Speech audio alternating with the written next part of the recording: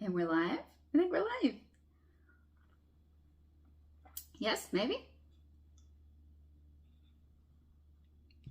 Okay, now it looks right.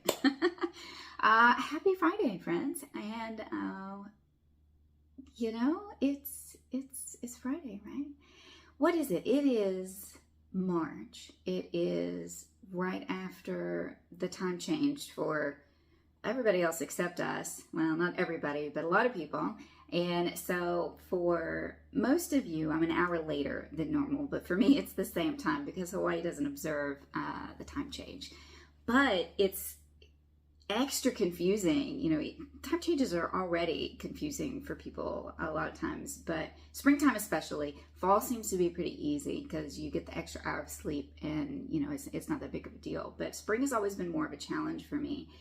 And I thought that it would be easier here because we're not changing anything, but I have so many like live online events that I do, and it's across so many different time zones that it's even more complex trying to remember, okay, well, for one half of the year, I am 2 hours behind Pacific time. And for the other half of the year, I am 3 hours behind Pacific time. But I tell you what, it's the 6 hours behind Eastern time that gets me. I have had so many things come up on my calendar since we've been here, and it's like 6 a.m., 7 a.m., 4 a.m. And I'm just like, I can't. I am not getting up at 4 a.m. because this event is at 10 a.m. on the East Coast. I just can't do it. So it's been more of a challenge than I anticipated. Oh, Trish is here. Hi, Trish. Thank you for joining me live. I appreciate it when you guys show up and say hi. So anyway, enough about time change stuff. It is 9 a.m. for me here in Hawaii right now, and I am I've had a lot of technical difficulties the last couple days. I've been editing videos and processing videos, and I've been fighting with my printer since yesterday afternoon. So I will print out, so these are my instructions for the next section on the shawl, which I was hoping to work through yesterday, but I couldn't get it to print it out. And so when I'm recording a video, when I'm recording a tutorial for it, I like to have the instructions written out for anything that is new or that I haven't practiced a lot, so that I can do a quick reference. And then also, like with this one, flash peek. With this one, I am writing the pattern as I am making it and as I'm recording the tutorial videos for it. And so I am also pausing to write down stitch counts as I go, because it's a lot easier to count the stitches on the row after you've just done it than to go back through in the middle of it. Say I was going to go back to this section and I wanted to count how many half double crochets there were in the third row, and it's just a lot easier to do it when I can count the actual tops of the stitches, right? And so I try and make those notes, and so having my instructions printed out makes that a lot easier to do. But my printer did not want to talk to anything except itself. But this morning, like 20 minutes ago, I finally got it to cooperate with me. So now I have my instructions printed and I can move on to the third color. So here it is. This is my third color, or my third mini skein. It's actually the fourth color in the shawl, but she's all caked up and ready to go, or balled up. I wound it by hand, and I've done my swatching, and I've got my instructions printed out now finally. So I am ready to go with the next color. And of course, I was hoping that I would have started that so you could see how it looks with this. But I think you can probably imagine like putting this red on there. It's going to be really pretty. I can't wait to see how it all looks together. And then of course, this is the shape that I'm getting. So my original plan was a crescent shawl, right? But it didn't want to cooperate. And so I finally stopped trying to force it to do something that it just wasn't meant to do. And I embraced the shape that it was trying to become. And so this is what I'm getting. It's kind of like a softened triangle, or I think it's going to be kind of a stretched out swoopy shape. So it's going to be maybe kind of like a smile, but I think it's going to come out like this. So I think it's going to be narrower. So what I wanted is I wanted to narrow this part of it, right? I didn't want it to be super wide. Like a lot of like regular triangle shawls, this point part is just really wide and deep. And so for me, being kind of short of stature, those kind of shapes just swallow me whole. So I wanted something narrower, and I wanted that scoop instead of the point. And so I fought with this design so much in the beginning, and it put me behind where I wanted to be working on it. But I'm almost caught back up. I think that I will have the instructions for mini skein number 3, so the third part, ready to drop by day 30 of the 100-day project. So that will put me back on track for this part of the project anyway. Trish, love the picture behind you. Yes, so this is actually my, what I've been using to test out techniques or colors or even mix. So like this purple swatch here, that was me mixing purple to put on my cards. So the other half of my project is working on a series of hand-painted cards. And I scanned a bunch of stuff, and I just brought those up here. And so that big purple swatch was me mixing paint. So this is the one that ended up with the most purple in it, is this little flower here. I've actually got them in order because I've got them numbered. I'm working on a gallery to put up. So yeah, here, let me just show you how these guys turned out. So this one is probably my favorite. This is modeled after or inspired by the tea plants that were blooming not too long ago on my front porch. And then this is just one of the abstract. I can't tell, like I hold it up in front of my face so you can see it, and then I can't see where I'm holding it. So this is just an abstract. And I worked on these in pieces, and I wanted to take some further along than others. And so that's why I have some that are more built up, like this one. You probably can't tell, but there's a lot of texture right here because I really didn't like this section. And so I painted over it several times. So it's interesting working on pieces like this, you know. So I'm working on 10 of these cards at a time.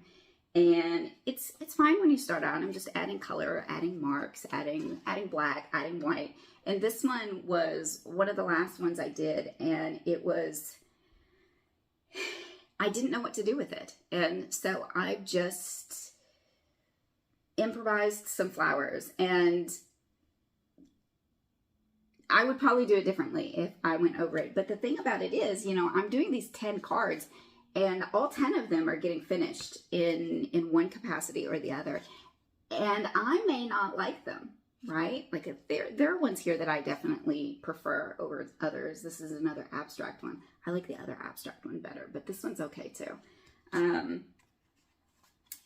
So yeah, there are some that I like better than others, but they're part of a bigger project. And just because I don't like them, like this one is one that was weird. It kind of went in an unexpected direction for me with the lines coming off the leaf there. And some people will like that and some people won't, and that's okay.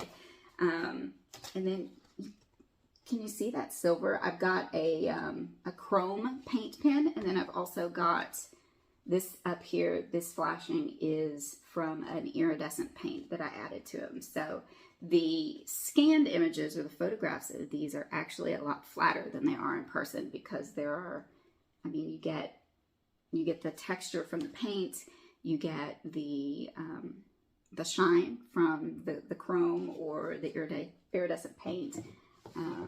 And so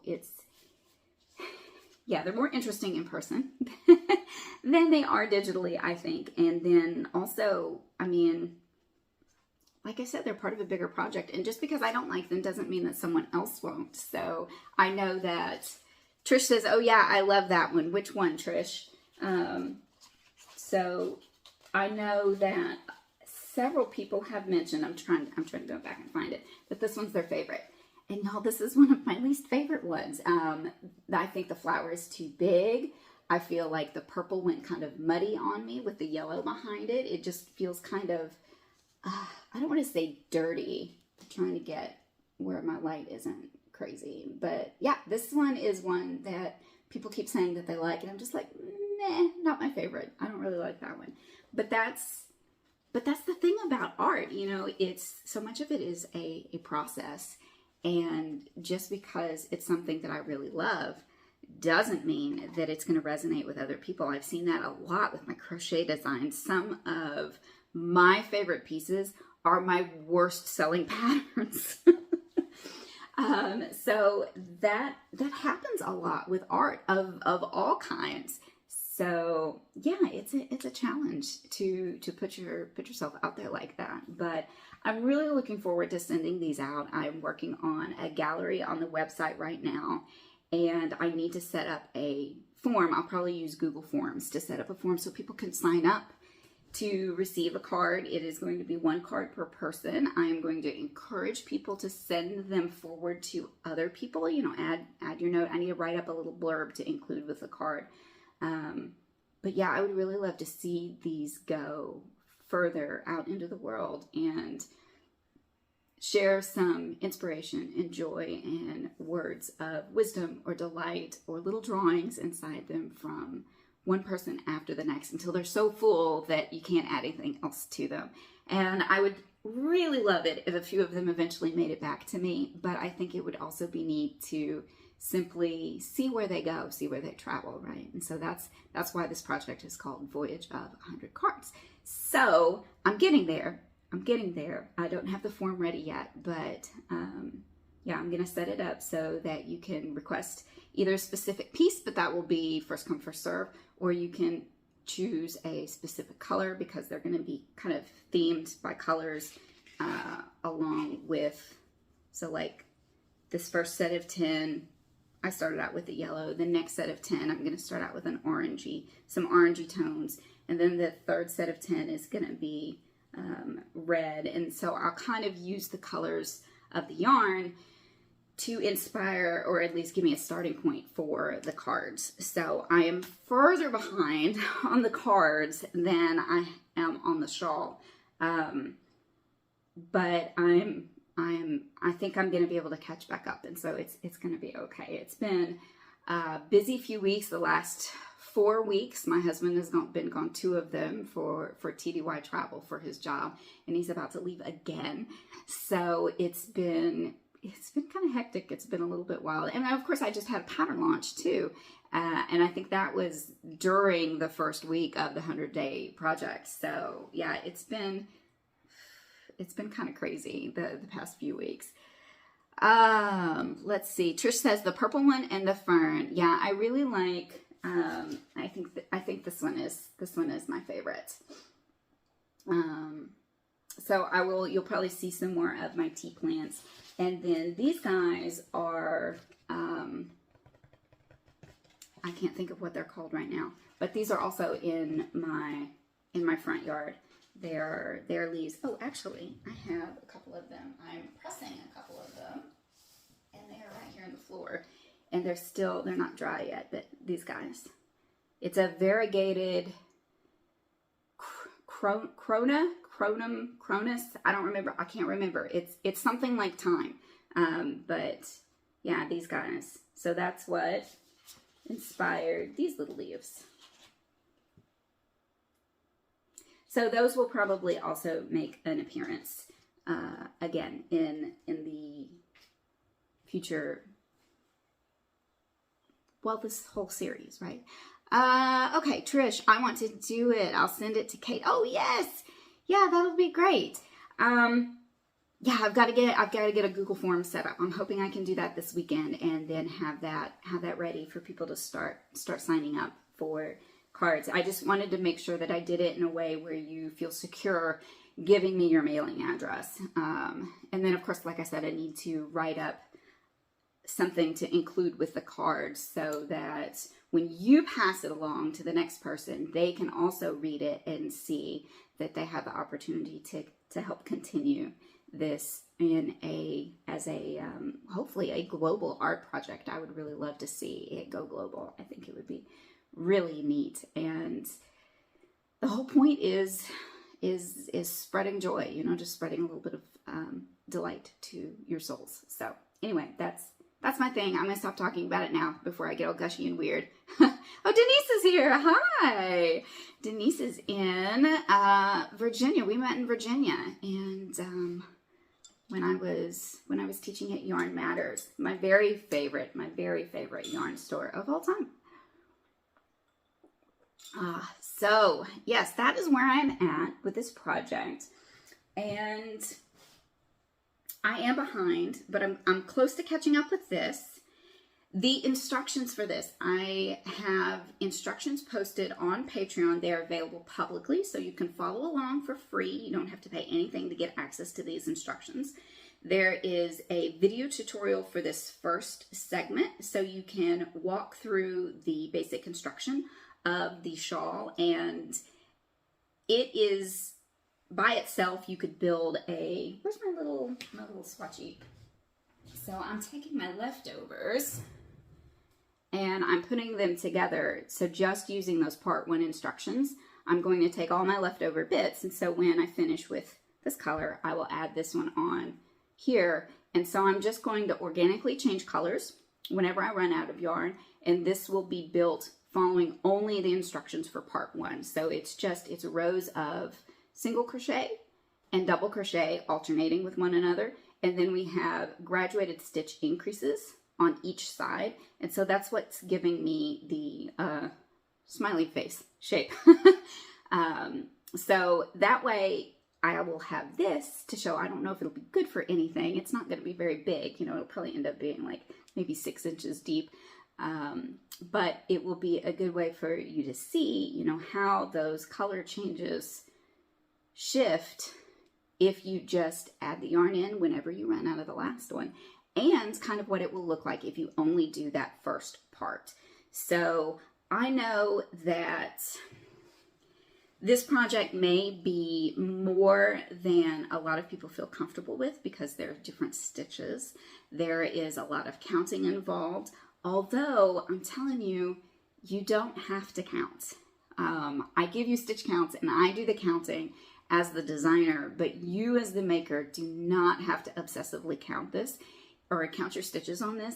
My intention is to make it so that everything is worked in a multiple of 2 with an odd number, so that at the very most you are only off by 1 stitch at the end, and you can improvise. You can either work 2 stitches together to get back on track, or you can add an extra stitch in, and so long as you're not doing it at the end of every row, it's probably not going to impact the final shape of your shawl in the least. So please don't let something like stitch counts distress you, because they're really not that important for this one, okay? The stitches that I'm choosing, or the stitches that I intend to choose, should all work on a 2-stitch repeat on an odd number. So long as you have an odd number of stitches, it'll work. And that means you only need to improvise by 1 stitch, either working 2 together or doing an increase to get back on track. So if you get to the end of the row and you're like, oh, this isn't right, just throw an extra stitch in there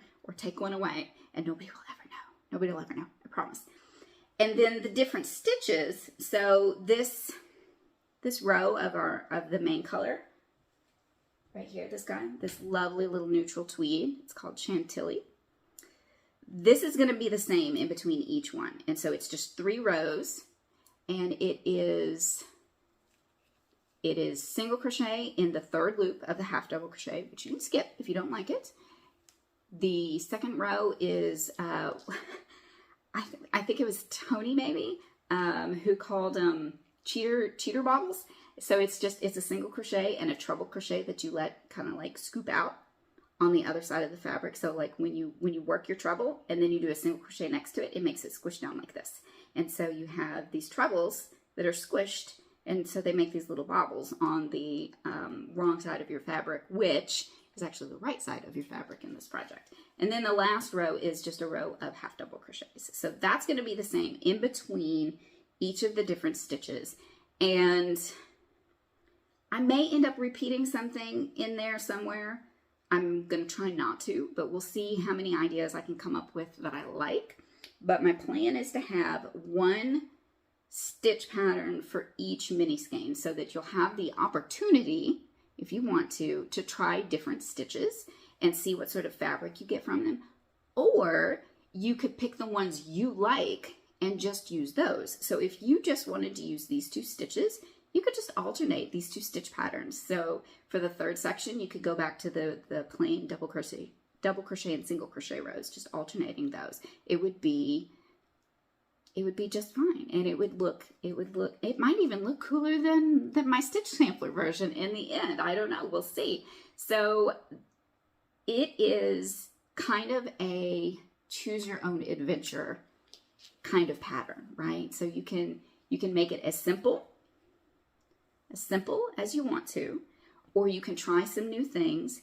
If you don't want to add the edging, if working into the ends of the rows stresses you out, skip that part and just work up, don't do the edging. Just don't do the edging part. And I think it'll work out just fine. This is just a design element that I wanted to add in, but if you look at the edges of the rows, you could get some scalloping here if you wanted to like block that out so that you see some scalloping along the edge. And I think that would be totally pretty, just like that. So if you want to follow along with me, the instructions for the first 2 parts are up on Patreon. There will be a link in the video description. The next part will be coming soon, I hope, hopefully on day 30 of the 100-day challenge or project. And that will be like next Tuesday, maybe, I think. I don't remember. Oh, Denise says come visit soon. Denise, Patrick's going to be at Fort Eustis next week. And every time he goes, I try and I look up plane tickets and I start trying to like juggle. Okay, what do we do with Carson? Could we take him out of school? Could we go with him? It's so expensive. It's so expensive. Every time I look at tickets, I'm just like, oh, we live a really long way away from everybody. So I don't know. I might just have to wait until either we can get his grandparents out here or something like that. Maybe I just need to plan a special trip just for me. Maybe Marina will let me come teach. I don't know. Maybe I need to plan a special trip just to come visit, because I would really, really love to come visit. But anyway, I am rambling. I don't have anything else really to share with you guys, because that's all I have so far. I have these first 2 parts of the shawl and dipping into part 3. But yeah, I'm hoping that I'll have, actually after I finish up here, I'm going to go try, now that I got my printer to work and I have my instructions, I'm going to see if I can start on adding mini skein number 3 to this. So if you're on Patreon with me already, if you're, paying patrons have access to a exclusive, it's like a chat feature. So it's kind of like, it feels like Instagram stories to me, except they don't go away. So I really like sharing there. It's a fun place to share quick pictures. I don't feel like I have to curate a feed or anything. And so, yeah, if you are a member with me over on Patreon, I will be sharing a picture of this 3rd color over there soon, I hope. So Denise says, yes, I would love to come visit. I had some pretty serious FOMO with the Fiber Festival in North Carolina, the Carolina Fiber Fest. I taught at that 2 years in a row, one year in person and 1 year virtually. That was COVID. Whew, yeah. But yeah, I miss those things. I miss the people there. I miss my fiber family. But someday I'm gonna make it back. All right. I am going to hush. I'm going to let you guys go. Be sure to go check out the posts, check out the instructions. Like I said, there's a video on the first one. And actually, I'll add in links to each section into the video description as well, because I think the video, or the link that I dropped, was just to the whole collection where you can see everything that I'm working on. So For those of you who are interested in the shawl pattern specifically, I will add that to the video description as well, so you can go straight to whatever part you are interested in checking out or working on. So I would really love to see somebody jump in and work on this alongside me. But I know I am not always into mystery crochet alongs and things like that. I want to see how it's going to turn out before I commit to it. But this is what it is. Like I said, you could take these two parts and then just keep repeating them and build a shawl that way. But I'm going to add in some different stitches, so we will see how that all comes together. And again, if you guys have requests or suggestions for stitches I can add in, I'm all ears. The next one I think I'm gonna try, or well, I tested it on my little swatch, and so I'm gonna move forward with it, and hopefully I don't decide I don't like it once I get it all in there. But it was a suggestion that came in on one of the posts in the group here recently, so I'm gonna give that one a try for this next section. And yeah, I'm looking forward to seeing how it looks on the whole big finished thing. So okay, I will talk to you guys next time. Thanks for joining me. Bye.